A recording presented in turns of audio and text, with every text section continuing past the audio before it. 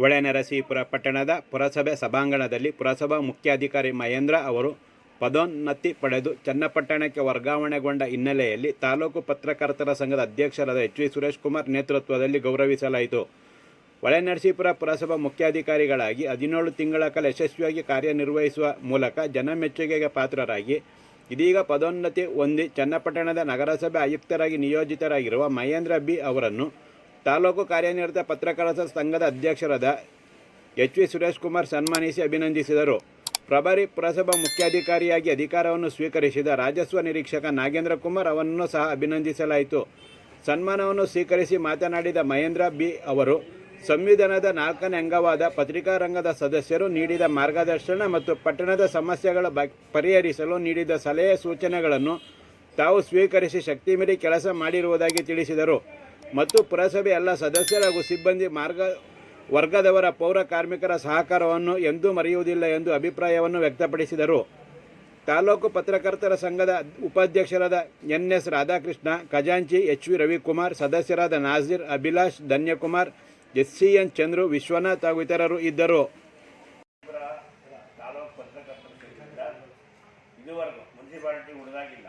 ನಾವು ಹೆಚ್ಚು ಕಡಿಮೆ 75-76ರಿಂದ ರಾಜನ ಪತ್ರಿಕಾರಂಗದಲ್ಲಿದ್ದರೆ ನಾನು ಒಂದು 93ರಿಂದ ಇದ್ದೀನಿ. ಮುನ್ಸಿಪಾಲಿಟಿಲಿ ನಾವು ಯಾರೇ ಪ್ರಮೋಷನ್ ಆದಾಗ ಅಥವಾ ಟ್ರಾನ್ಸ್ಫರ್ ಆದಾಗ ಸನ್ಮಾನ ಮಾಡೇ ಇಲ್ಲ. ನಾವು ವರ್ಗಾವಣೆ ಆದಾಗಲೂ ಮಾಡಿಲ್ಲ.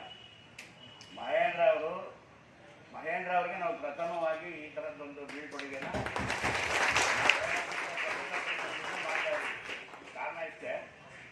ಮಹೇಂದ್ರ ಅವರು ಬಂದು 17 ತಿಂಗಳು ಸೇವೆ ಸಲ್ಲಿಸಿದ್ರು ಕೂಡ 17 ವರ್ಷ ಸೇವೆ ಸಲ್ಲಿಸಿದಷ್ಟು ನೆನಪಿನಲ್ಲಿ ಹೊಳೆನರಸೀಪುರದ ನಾಗರಿಕರ ಜನರ ಮನದಲ್ಲಿ ಉಳಿದಿದ್ದಾರೆ.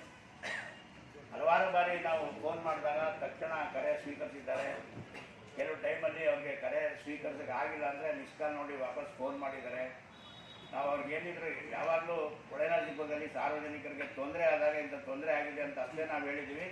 ತಕ್ಷಣ ಅವರು ಆ ಕೆಲಸವನ್ನು ಮಾಡಿಕೊಟ್ಟು ಮೊನ್ನೆ ನಮ್ಮ ಜಿಲ್ಲಾ ಉಸ್ತುವಾರಿ ಸಚಿವರು ಬಂದಾಗ ಇವ್ರ ಬಗ್ಗೆ ಎಲ್ಲರೂ ಈ ಕಾಂಗ್ರೆಸ್ಸು, JDS, BJP ಅನ್ನೋ ಪಕ್ಷ ಭೇದ ಇಲ್ಲದೆ ಎಲ್ಲರೂ ಕೂಡ ಇವರ ಕಾರ್ಯವನ್ನು ಅಲ್ಲಿ ಸಚಿವರು ಮುಂದೆ ದಾಖಲಿಸಿದ್ರು.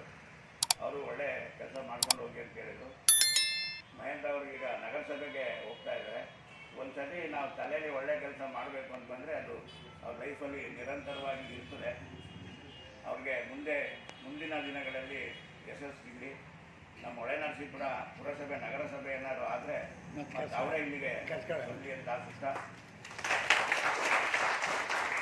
ನಗರ ಮುಖ್ಯಾಧಿಕಾರಿಯಾಗಿ ನಾಗೇಂದ್ರ ಕುಮಾರ್ ಅವರು ಅಧಿಕಾರವನ್ನು ವಹಿಸ್ಕೊತಾ ಇದ್ದಾರೆ. ಅವರ ಕೆಲಸವನ್ನು ನಾವು ನೋಡ್ತಾ ಇದ್ದೀವಿ. ಅವರು ಬಂದ ಮೇಲೆ ಕಂದಾಯ ವಸೂಲಾತಿಯಲ್ಲಿ ದಾಖಲೆಯನ್ನು ಮಾಡಿದ್ದಾರೆ.